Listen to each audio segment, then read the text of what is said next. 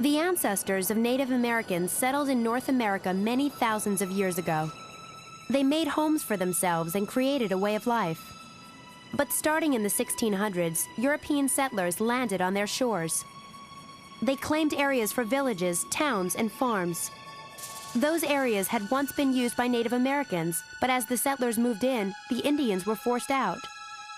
The Cherokee people had once dominated what is now the south-central United States. But by the end of the 1700s, they had lost 2/3 of their land in conflicts with the British and American governments.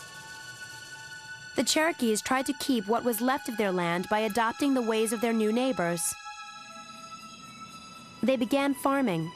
Many lived in log cabins and used spinning wheels. They hoped to live in harmony with the white settlers. Although some settlers were willing to live in peace with the Cherokees, others did not want to accept them as their neighbors. And many simply wanted the Cherokees' land. By the early 1800s, most white Americans, even those sympathetic to the Native Americans, believed they should be moved west of the Mississippi River. The Cherokees decided to transform their own government and use the United States Constitution as their model. They chose John Ross as their chief. The Cherokee Nation moved its capital to northwestern Georgia, but Georgia refused to recognize the Cherokee government.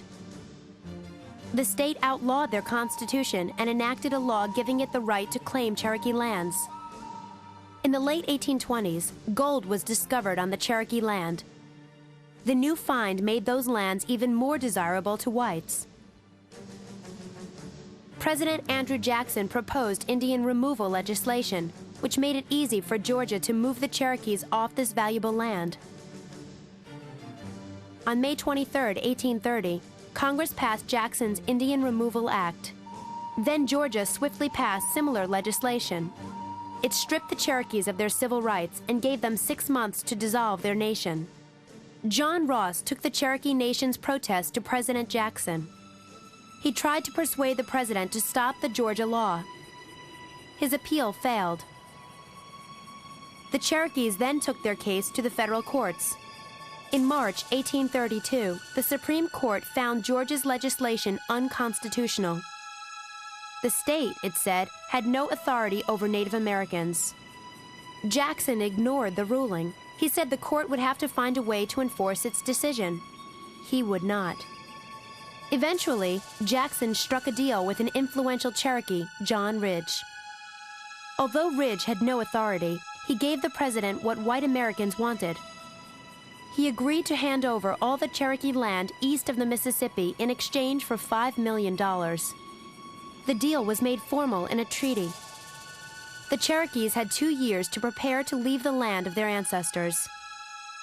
2 years later, time had run out for the Cherokees. On May 23, 1838, a military roundup began. Army troops took the Cherokees from their homes and put them in stockades. Without sufficient food, water, sanitation, and medical supplies, approximately 2,000 died there. John Ross convinced the new president, Martin Van Buren, to let the Cherokee Nation handle their move west. And so the Cherokees started to prepare for their long journey. As 17,000 men, women, and children gathered their belongings, winter was closing in. Summer heat gave way to icy rains, and the ground began to freeze. General Winfield Scott and his 7,000 men watched as the Cherokee people, carrying everything they owned, began a nearly 850-mile march to what is now the state of Oklahoma. On the way, more than 4,000 Cherokees died. Most of those who perished were children and the elderly. The journey came to be called the Trail of Tears. White Americans got the land they wanted, and the Cherokees lost 6,000 people and every last acre of their traditional homeland.